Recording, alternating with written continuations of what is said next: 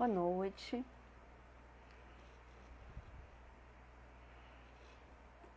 Perita elétrica, bem-vinda. Tudo bom? Vou chamar aqui o nosso convidado de hoje, o Nísio. Esperar um pouco para ele entrar.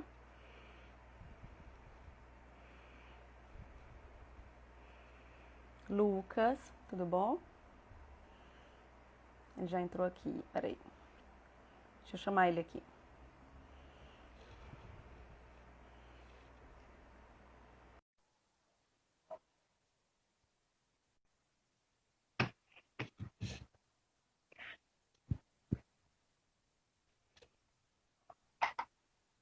Olá! Olá, Olá, Nísio, doutora. tudo Boa bem? Tá me ouvindo noite. bem? Boa Estou ouvindo noite. bem. Também está escutando Pronto, bem aqui? tá tudo ótimo. Ah, Bom, vamos lá legal. começar essa live, né?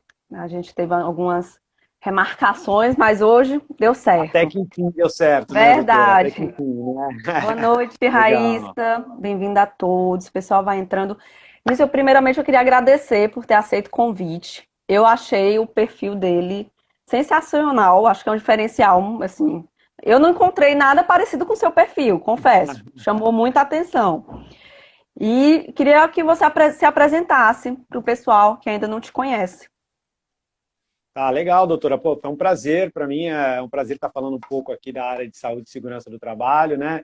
Eu sou engenheiro eletricista de formação, mas minha especialidade é saúde e segurança do trabalho, né? Então eu já atuo aí há mais de 5 anos como assistente técnico judicial. Atualmente eu trabalho numa empresa que a gente faz assessoria, né, para diversas outras Uhum. empresas, para a parte de saúde e segurança do trabalho, cuida da parte de medicina, essa parte faz exames complementares, exames admissionais, admissionais, né? Mas a nossa especialidade hoje é atuar na assistência técnica judicial, né, em ações trabalhistas envolvendo a parte de insalubridade e periculosidade. E aí o nosso perfil aqui no Instagram é justamente isso, é trazer um pouco mais de informação de qualidade, um pouco de coisa nova. O pessoal está ciente, né, dos seus direitos com relação à insalubridade, com relação à periculosidade. Então, trazer de uma forma mais simples, uma forma mais descontraída, né? O pessoal está se Isso. inteirando aí dessas informações. Pronto. Coloca só que o endereço do teu Instagram é Nício.Cabral Filho, não é isso? Nísio.Cabral Filho, exatamente. Isso, pronto. Nísio.Cabral Filho. Perfeito. Então, pessoal, quem puder, segue lá o perfil que é muito legal. Bom, vamos começar sobre esse tema, né? Então, reitero aqui meus agradecimentos sobre periculosidade e insalubridade. Meu público, né, como eu acho que você deve ter notado, é trabalhadores, então acho que Sim. muita gente tem dúvida. Ah, doutora, eu tenho direito, eu não tenho direito? E começa aquela dúvida, né? Então, vamos lá, começando, o que é insalubridade, o que é periculosidade? Fala um pouquinho pra gente. Ah, legal, doutor, esse tema, né? Apesar de já ser uma norma um pouco muito antiga aqui no Sim. Brasil, as normas regulamentadoras, tanto de insalubridade e periculosidade, já é muito antiga no Brasil. Mas o conceito, né? Se a gente pegar a etimologia aí da palavra com relação à insalubridade, então a insalubridade é tudo que é nocivo à saúde do trabalhador, tá? Entretanto, a gente tem algumas peculiaridades. Por quê? Porque não é todo agente químico ou toda condição de trabalho que faz mal à saúde do trabalhador que é regulamentada como uma atividade que vai fazer jus à insalubridade, né? Então, aí é o primeiro ponto da confusão. Muito trabalhador está exposto a um determinado tipo de produto, a um determinado tipo de atividade que sim, pode fazer mal à sua saúde, porém não é regulamentado como uma Sim. atividade insalubre para ele fazer jus a esse adicional, né? Então aí já é o primeiro mito, né? Daí a importância de ter esse conhecimento, né? Então a insalubridade é aquilo que é nocivo para o trabalhador, que vai fazer mal à sua saúde. E a Gradativamente, né, periculosidade, Nício? exatamente, gradativamente. O exemplo bem didático que a gente costuma falar é com relação à perda auditiva, né? O Sim, agente físico, o ruído, ele é um agente que, estando acima do limite de tolerância, ele gera o adicional de insalubridade no grau médio, 20% do salário mínimo aí da região.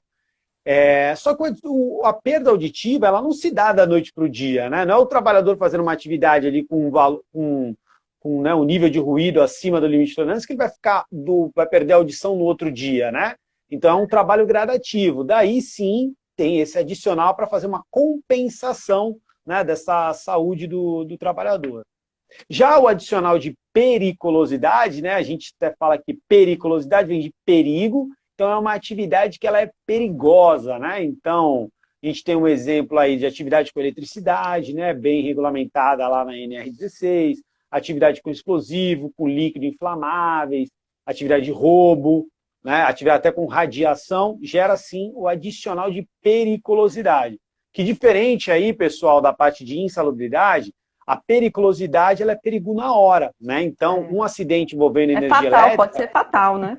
pode chegar a ser fatal, e ela é no momento. Então, o que é um risco no momento, né, um perigo no momento, gera o adicional de periculosidade. Mas aí também tem uma certa peculiaridade, porque não são todas as atividades que são perigosas que vai fazer jus ao adicional de periculosidade.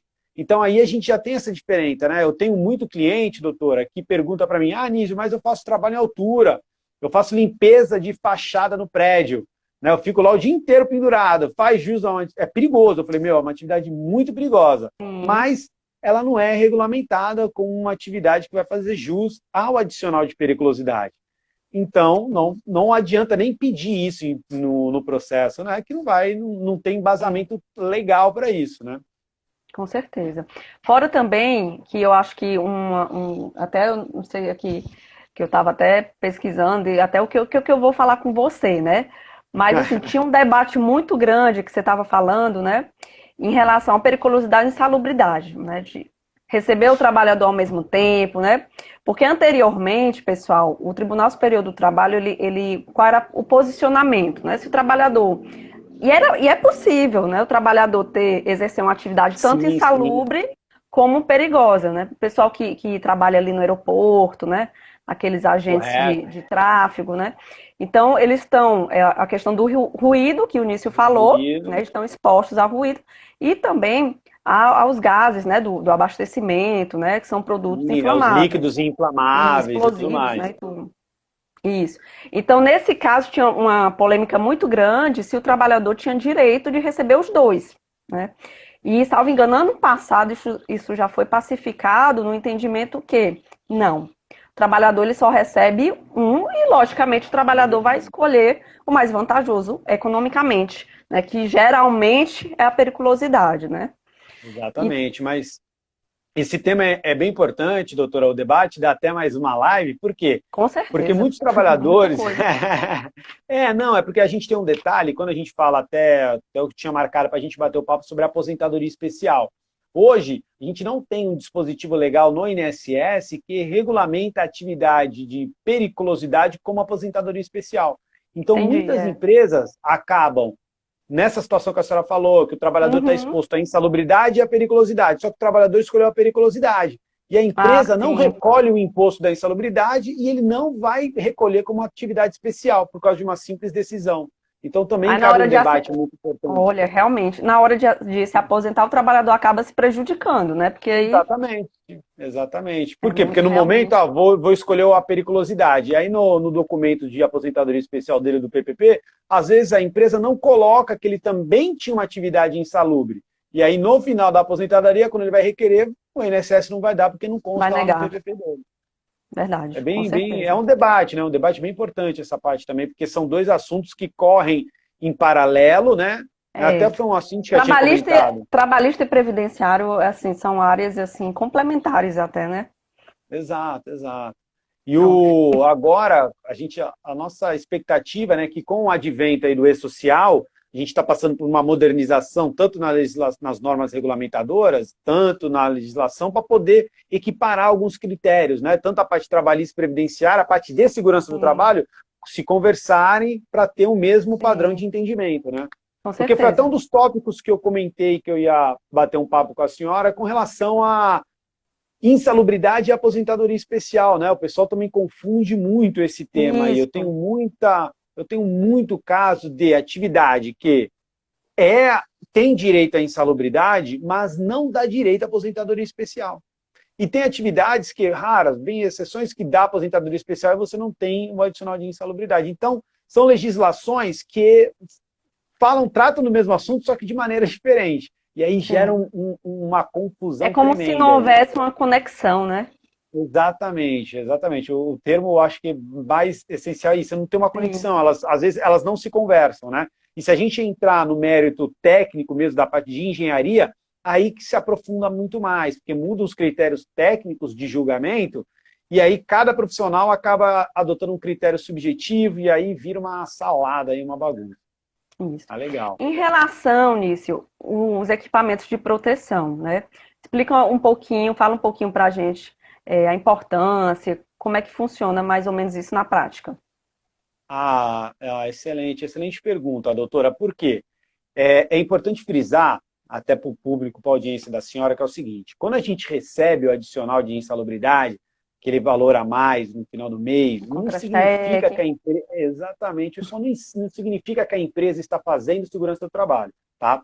Eu costumo fazer uma analogia que quando a gente está pagando adicional de insalubridade, significa que a gente está comprando um pouquinho da sua saúde, porque o seu ambiente de trabalho ele tem um agente que é nocivo, que ele está prejudicando a sua saúde ao longo do prazo. Daí a importância sempre da empresa fornecer o equipamento de proteção individual. Nísio, o que é esse equipamento de proteção individual? Luva, bota, óculos, né? Caso de obra, capacete, cinto de Sim. segurança, bota de PVC, a máscara, respirador. Tudo isso são equipamentos de proteção individual que, utilizados de maneira eficaz, eles neutralizam a ação do agente insalubre, né? Então, ou seja, eu tenho um agente químico, né? É sei lá, um thinner, um tipo de solvente, uma tinta, que ele tem um tipo de aderência paderme, né? Ou seja, o próprio contato com a pele já pode gerar ali tipo de uma dermatite, um tipo de doença ocupacional. Só que com a utilização da luva, a luva neutraliza esse agente. Então, daí a importância, né? Independente, aí eu acho que é legal, doutora, independente do trabalhador receber lá o seu adicional de Uhum. insalubridade, a empresa precisa fornecer o EPI, tá? É de suma importância estar utilizando e o trabalhador usar, né? Porque eu também pego muito caso que a É, empresa fornece, aí agora o chega que na eu hora, pego não vou também, usar. eu digo assim, começar os casos. Eu também pego nisso. Da empresa, ela concede até os equipamentos de proteção inicialmente, mas ela não faz, digamos, a troca, né? Então tem que ter uma Exato, exato. periodicidade, né? Então é bem comum eu pegar esse tipo de coisa, assim, sabe? De equipamento já Excelente, tá excelente. desgastado, Excelente tão tema, doutora. Por usado. quê? A norma regulamentadora que traz para a luz aí esse assunto de EPI é a NR6, Norma Regulamentadora número 6. E lá, a norma ela não estabelece uma periodicidade de troca. Por exemplo, o que eu falei aqui com a gente da luva. A luva, aquelas luvas de PVC que a gente usa para limpeza e tudo mais, Uhum, tem o CA, o certificado de aprovação, que ela é habilitada, né? Tipo, habilitada para ser usada para aquela agente químico. sim. Porém, na NR6 não fala que a empresa é obrigada a trocar a cada mês, a cada semana, a cada 3 dias, né? Então fica essa dupla responsabilidade, porque o trabalhador, pela NR6, o trabalhador ele é obrigado a informar para a empresa, ó, oh, minha luva rasgou, minha luva tem que trocar, então o trabalhador tem que avisar. E a empresa precisa fiscalizar. Então, se um não cobra, outro não fiscaliza, aí fica esse balaio aí mesmo. E o fabricante de luva, bota, óculos, enfim, todo equipamento de proteção individual, o próprio fabricante ele já fala para a gente, ó, a partir de aberto, trocar a cada 2 meses, trocar quando Já vem na rasgar, instrução, né? trocar, já vem na instrução. Então, Sim. daí a importância, né? Como eu falei anteriormente. A empresa precisa fornecer o EPI e treinar o trabalhador para usar o EPI. Não adianta Ah, só sim. entregar o EPI, recolher a assinatura ali e não treinar, não capacitar o trabalhador para executar aquele Porque tipo de daí que vem os atividade. acidentes, né? Muito, assim, mesmo com EPI, o trabalhador pode sofrer um acidente até por falta de Sim, sem treinamento, né? dúvida, sem dúvida. Daí a importância da capacitação, né? Então, se não adianta só a gente entregar o EPI, precisa ter o treinamento e o que a doutora falou muito bem, é uma definição da periodicidade. Eu já peguei alguns casos também em assistência técnica judicial que a gente conseguiu contestar aí um determinado cliente porque não havia uma periodicidade regular, né? Então, a gente fez a Uhum. análise da ficha de EPI e durante um período laboral de 24 meses, o trabalhador usou 5 luvas. Então, o juiz É, entendeu que foi insuficiente para a jornada. Então, a gente já saiu é. com um caso positivo aí. E acaba colocando também o trabalhador em risco, né? Sim, sim, Então, sem dúvida. Vamos só resumindo para quem está chegando. A gente falou, inclusive, essa live vai ficar salva, tá bom, pessoal? Se Legal. vocês estiverem gostando da live, coloca aqui os corações, compartilha para mais pessoas, né, terem essas informações, tá bom? Então a gente falou um pouquinho de insalubridade e periculosidade, a diferença. Insalubridade nociva à saúde. Periculosidade é aquele, gente, que é o risco, né? Você pode, simplesmente é fatal, do nada morrer, né? É Então, complicado. infelizmente, né? Uma explosão, um choque elétrico é algo mais forte, né? E também, pessoal, só lembrando que os graus, né, são diferentes, né, da insalubridade e da periculosidade, né? A insalubridade, ela pode ir de 10 a 40%, né? Já o cálculo é feito sobre o salário mínimo e a periculosidade, os 30% sobre o salário base, tá? Então também tem É, essas é, diferenças. é interessante essa diferença, cabe uma curiosidade aqui para a Sim. nossa audiência. Por quê? A insalubridade, né, ela é definida mínima, média e máxima. Então é 10, Uhum. 20 e quarenta por Isso. cento do salário mínimo. Só que, pessoal, não existe uma relação de tipo, isso daqui vai fazer mais, faz mais mal para a minha saúde ou vou pagar 40%. Não. É um estudo que foi feito na época da norma, né, até pela Fundacentro, que determinados agentes vão ter determinados graus de insalubridade, grau de pagamento. Né? Por exemplo, eu tenho um trabalhador que está exposto ao risco físico ruído. O ruído, ele pode estar acima de 85 decibéis, pelo cálculo da dose diária, enfim, ele já faz jus ao adicional de insalubridade. Ele pode estar com ruído a 86, a 89 ou a 95. A insalubridade vai continuar sendo 20%. Né? Então tem essa curiosidade Não aí é também. algo subjetivo, né? Exatamente, exatamente. Já está tudo regulamentado lá na norma regulamentadora número 15. Pronto, perfeito, perfeito. Quem tiver perguntas, coloquem aqui nas caixinhas que a gente vai conversando, tá bom? E é muito comum também, pessoal, as empresas quererem descontar, né? Eu já peguei casos nisso de empresas querendo descontar os equipamentos dos trabalhadores, né? Complicado. É complicadíssimo, doutor. Eu também tenho um caso desse, como faço bastante treinamento, fazia, né? Antes do Covid a gente fazia Uhum. bastante, agora com a pandemia a Agora gente mudou está mais tudo. online. Mas a gente sempre teve uma prática muito grande para dar treinamento, né? Existe também na NR6 uma certa dupla responsabilidade com relação à empresa, até pela CLT, ela é obrigada a fornecer o EPI, Sim, tá? Mas o que acontece? Por exemplo, eu trabalho na construção civil ou numa atividade que requer uma troca mais excessiva. Aí tem um óculos de proteção. O trabalhador quebra, aí perdeu. Então, o que eu falo sempre, pessoal, a gente precisa ter sempre um bom diálogo, né, entre o empregador e o trabalhador.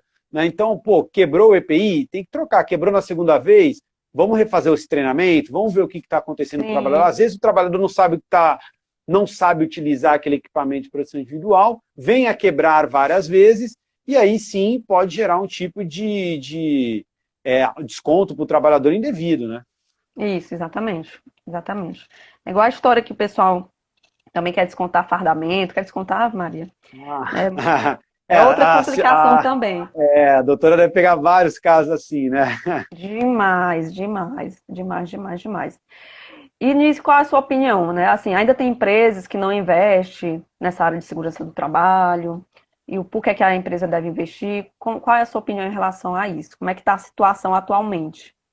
A gente foi até o Covid-19, ele veio aqui para a gente para calhar da importância do equipamento de proteção individual, né? Então a gente agora virou uma lei, regra, né? Todo mundo está utilizando máscara, e aí o Sim, pessoal agora veio à luz a abriu o olho, importância de né? usar um EPI, né?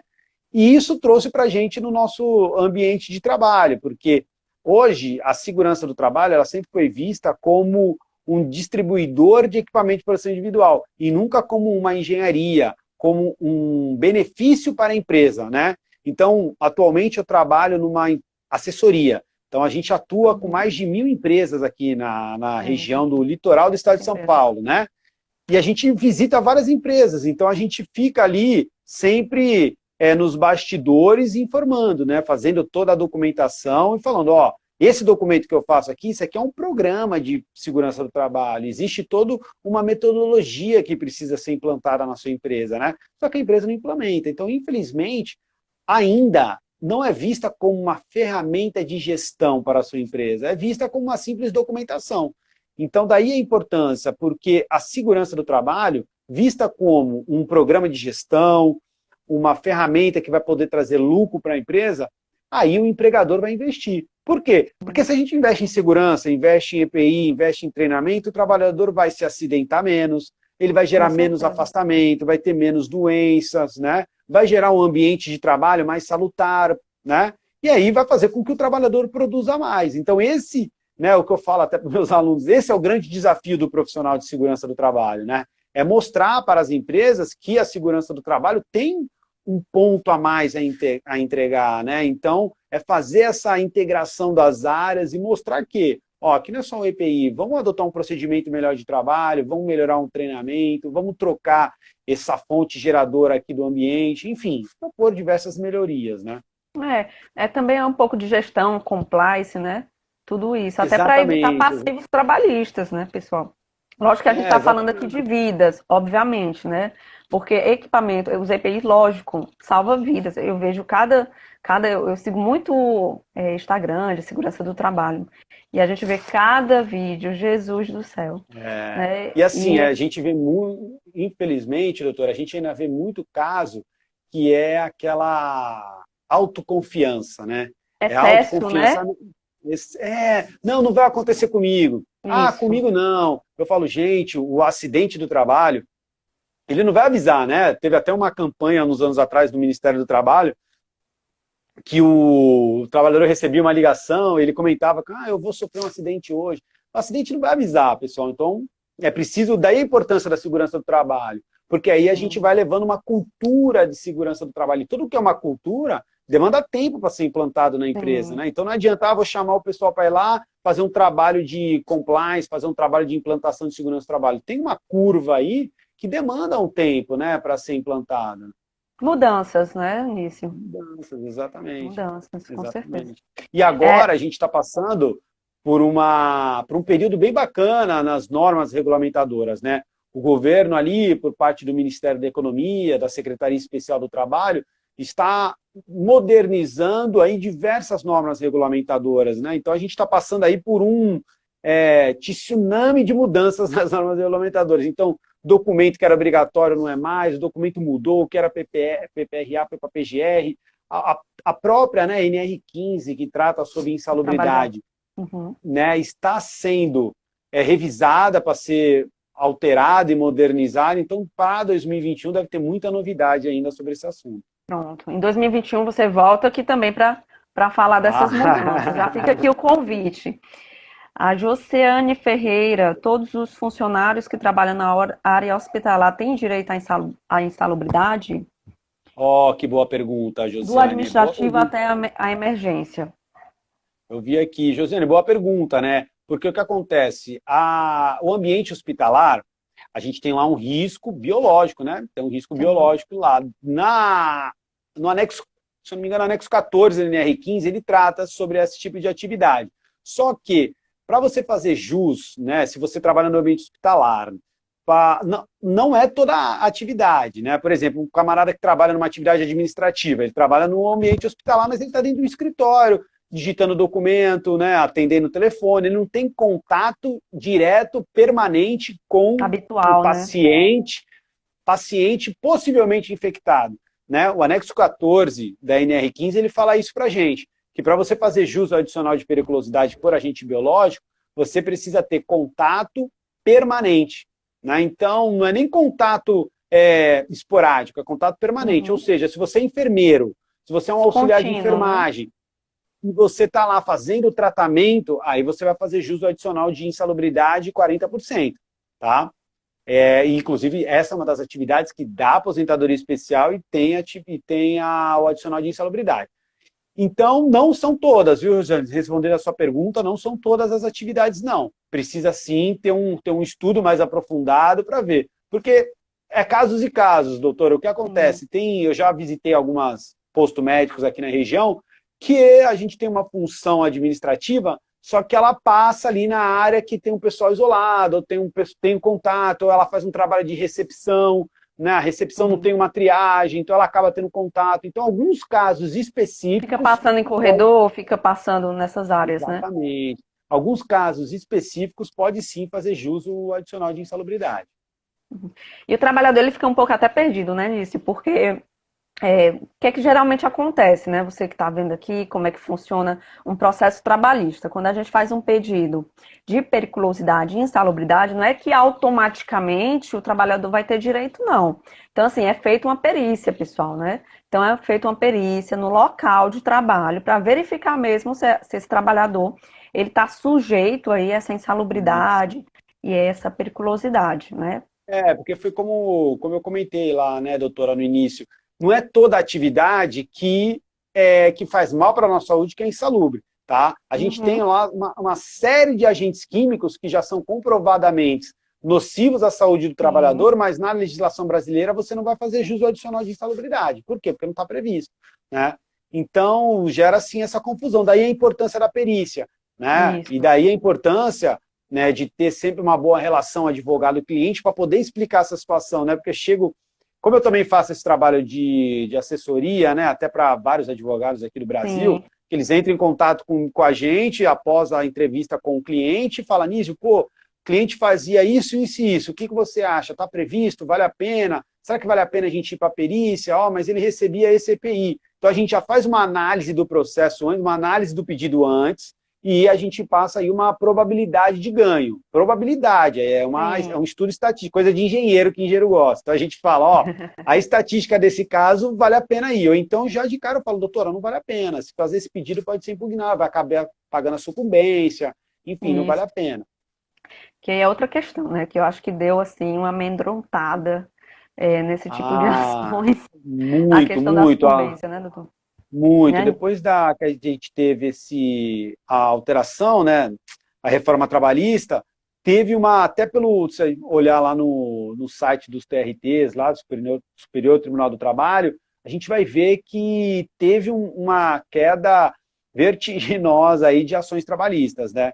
Mas, isso aí foi em 2017, em 2018, 2019 já voltou aos pedidos, porque eu acredito que os advogados entenderam melhor os pedidos, né? Formularam Deixou de ser melhor. aquela coisa de aventura, né, Nício? Que a gente sabe que tinha Exatamente. uns Exatamente. aventureiros, né, que fazia pedido assim, sem nexo Eu nenhum. sei porque eu atuava muito como assistente técnico, em alguns casos como perito judicial, e alguns pedidos a gente ficava até, digamos, falando, pô, mas não tem cabimento, como é que a gente vai lá, tipo, nessa atividade, né? E acabou gerando, mas enfim, veio para um período de adaptação, todo mundo deu digamos, uma estudada e uma melhor antecipação, e agora os pedidos estão vindo com mais técnico, daí a importância de ter um assistente, do perito, porque os pedidos começam a vir com um fundamento mais técnico, as perícias a gente precisa fazer agora com muito mais atenção,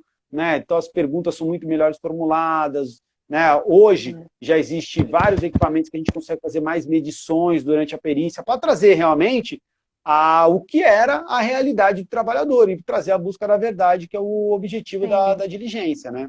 Exatamente, exatamente. E outra coisa, eu acho assim, pelo menos tenho um entendimento, pessoal, que o advogado tem que acompanhar a perícia, né? Eu acho que muitos advogados não fazem esse tipo de trabalho de acompanhamento. Então, assim, vai o advogado, se tiver como, né, ter um técnico, um assistente técnico, melhor ainda, né, nisso. E aí você também faz esse tipo de trabalho, né? O assistente técnico, ele né, eu não vou nem puxar a brasa para minha sardinha, né? Mas o assistente técnico, ele é fundamental no processo, né? Com o novo CPC que teve, né, o Código de Processo Civil, o assistente técnico, ele vem com uma figura, assim, chave no processo, né? Porque o assistente técnico é responsável por implantar o contraditório, que é o direito da defesa do trabalhador ou da reclamada, né? Então, às vezes, quando não tem um assistente técnico, é só o perito, é o laudo do perito que está lá. Então, é só uma opinião sobre aquele caso. Será que ele não vai errar nunca? Ele sabe de tudo, né? Então, daí a importância do assistente técnico, tanto do lado do reclamante, tanto do lado da reclamada, para levar as versões, né? Lembrando que quando a gente vai para a perícia não é uma guerra, né? O assistente técnico vai lá para o perito. Não, a gente vai lá com o objetivo de buscar a verdade e Isso. mostrar para o perito a nossa versão. E o bom do assistente técnico é que o assistente técnico ele é contratado pelas partes. Ou seja, eu não sou Cada um, imparcial no né? processo, Uhum. né? Cada um, exatamente. Eu não sou imparcial no processo, eu sou contratado, assim como um advogado, para defender os direitos do meu cliente, de quem me contratou. Então, quando a gente faz a análise da insalubridade, a gente consegue, né, verificar todos os dispositivos legais, principalmente de normas regulamentadoras, de instruções da Fundacentro, parecer do Ministério do Trabalho, são vários dispositivos da parte de segurança do trabalho que pode fundamentar um parecer técnico do assistente técnico diferente do perito do juiz, né? Então, existem Sim. várias ferramentas para a gente estar melhorando isso daí. Bem legal, com certeza. E eu falo assim porque eu conheço assim, né? Alguns advogados que pedem salubridade, não vai para perícia e deixa, sabe? Eu acho que tem muitos assim, gente. Eu sou totalmente a favor que o advogado pelo menos acompanhe, sabe, Início? Assim, eu acho que é um cuidado, né, com o processo, com o cliente. Se tiver assistente também, vai junto. Eu quando eu sou contratado com os advogados, a gente, como eu tenho algumas parcerias, né? Então tem alguns casos que a gente já está mais maduro, a gente já sabe que tá, então vai só o assistente técnico. O assistente técnico Às vezes só precisa ir, vai não um. tem jeito. Tem Às que. vezes vai só o assistente Exatamente. técnico. O pior é quando não vai Agora, ninguém, né? não, tem perícia que eu já fui, doutora, que não vai nem o reclamante vai. Valendo. Aí fica lá o perito, lá na empresa, perdido, né? Então fica um processo vazio, né? Então eu Sim, já com fui fazer uma certeza. assistência técnica, eu fui pela reclamada, nesse dia eu fui pela empresa. Aí não tinha o reclamante, não foi o advogado do reclamante, nem assistente técnico, só estava eu, o perito e a empresa. Aí eu falei, caramba, né? Já fica uma situação que o perito já fica mais tranquilo. Falou, pô, ninguém veio aqui, ninguém vai me questionar, ninguém tem provas para gerar, né? Então, é muito importante esse trabalho de, Com sim, o certeza. advogado ir junto para poder garantir os direitos do seu Com contratante, né? certeza. Com certeza. Com certeza mesmo. Bom, você tem alguma consideração que eu acho que se a gente não comentou aqui? A gente falou as diferenças da insalubridade e periculosidade, falamos das normas regulamentadoras, do equipamento de proteção individual, falamos da questão de acumular, né, insalubridade e periculosidade, que atualmente não é possível. Falamos um pouquinho da aposentadoria especial e da insalubridade. Será que a gente está esquecendo algum tema, Nício? Não, acho que assim, doutora, esse tema é um tema bem que dá para a gente aprofundar bastante, né? Porque a atividade, a insalubridade, ela está prevista em 14 anexos da NR15. Então, cada agente, cada detalhe tem uma live para ser feita, um estudo para ser feito, né? Eu posso comentar aqui, até para trazer um pouco mais de NR15 é conhecimento. insalubridade, NR16 periculosidade, não é isso? Atividades perigosas. Exatamente, Pronto. exatamente. Na NR15 a gente trata sobre a insalubridade. Só que o que é legal da insalubridade, pessoal? Por exemplo, o agente físico, calor, ruído, vibração, são agentes que são quantitativos. Então aí já fica a dica, né? Então, se o reclamante ele atua no ambiente que eu acho que tem um barulho excessivo, um ruído excessivo, aquele ambiente de trabalho ele precisa ser medido aquele ambiente. Né? Então, precisa ser feito um estudo, que na área de segurança do trabalho a gente chama que é a higiene ocupacional, para quantificar, né? Se aquele nível de pressão sonora está acima do limite de tolerância para caracterizar a insalubridade ou não.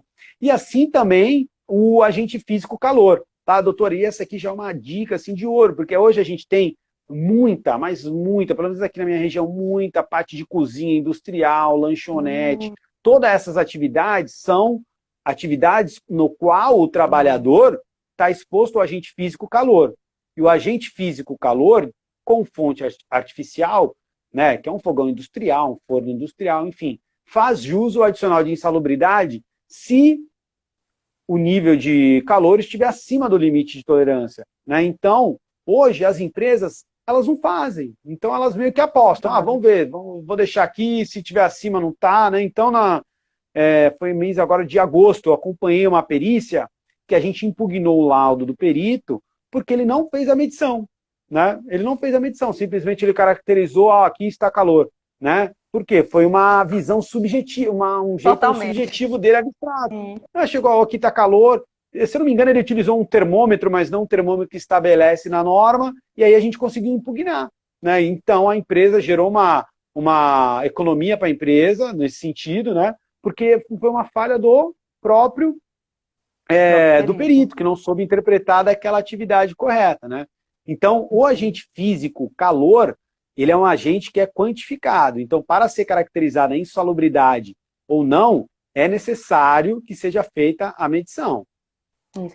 E essa medição, inclusive, assim, principalmente pequenas empresas, né, nisso, não tem esse cuidado, né, assim, eu vejo, pelo menos na prática que eu tenho na advocacia para trabalhador, porque eu advogo exclusivamente para trabalhador, é que Certo. geralmente, quando há pedido de insalubridade, periculosidade, a grande parte são empresas pequenas, né, que não têm esse cuidado em relação à saúde e segurança do trabalho, eles não fazem nenhum tipo de estudo, né, então, Mas daí, doutora, o que a gente comentou sobre a importância da saúde e segurança do trabalho, né? exatamente. Eu, atualmente, hoje, eu sou gestor de segurança do trabalho de uma das maiores assessorias de segurança do trabalho aqui na minha região.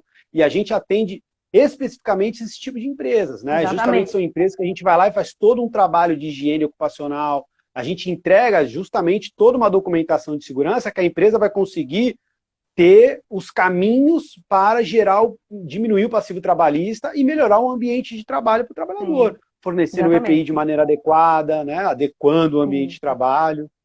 isso. Então, assim, geralmente, assim, essas empresas, né, que são as menores, elas só vão ter alguma coisa na hora da perícia, sabe? Porque Exatamente.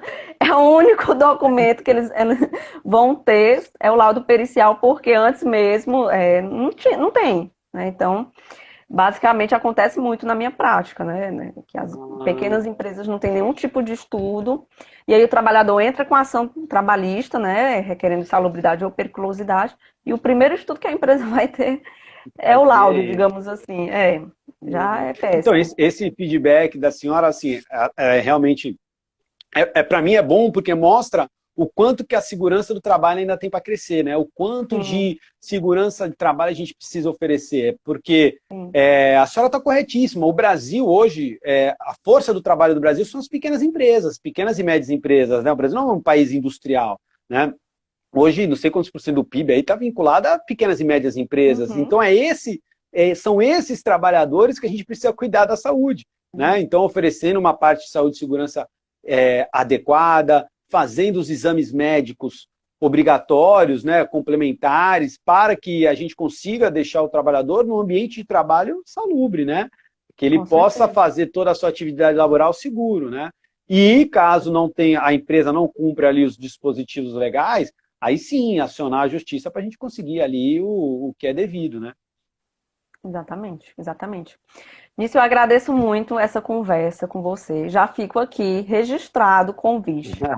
Quando sair todas as normas novas, essas modificações aí para 2021, você volta para falar aqui com a gente, tá? Eu espero que essa live tenha sido muito boa para vocês que estão assistindo, válida, né?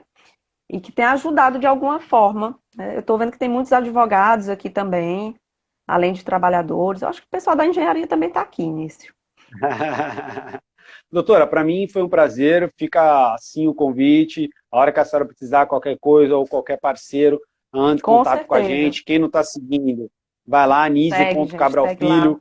Eu abro a caixinha de pergunta. No link da minha bio tem meu contato WhatsApp. Vai ser um prazer responder vocês, né? Lógico que a gente está sempre na correria do dia a dia, né? Eu costumo É, brincar que o meu WhatsApp é quase que nem bip. A pessoa manda de manhã, eu respondo à tarde. Eu demoro quase uma semana para fazer um diálogo, mas eu quem respondo, nunca, pessoal. Só né? mandar lá. Exatamente. A Eu gente também falo, fica. gente, às Aí, vezes demora, eu tô offline aqui, mas eu tô fazendo alguma reclamação, alguma ação. E eu também sou assim, eu preciso um tempo para me concentrar no que eu tô fazendo, né? Se você ficar, exatamente. fica difícil mesmo. Mas manda lá, segue o Nício, manda mensagem, ele vai responder, não se preocupe. E é isso. É Agradeço isso aí, muito todo doutora. mundo Show de aqui que bola. acompanha a nossa live. Nício, obrigada. E até a próxima. Tchau, gente. Boa noite. Tchau, tchau. Valeu, doutora. Obrigado. Tchau, tchau. Nada, tchau, tchau.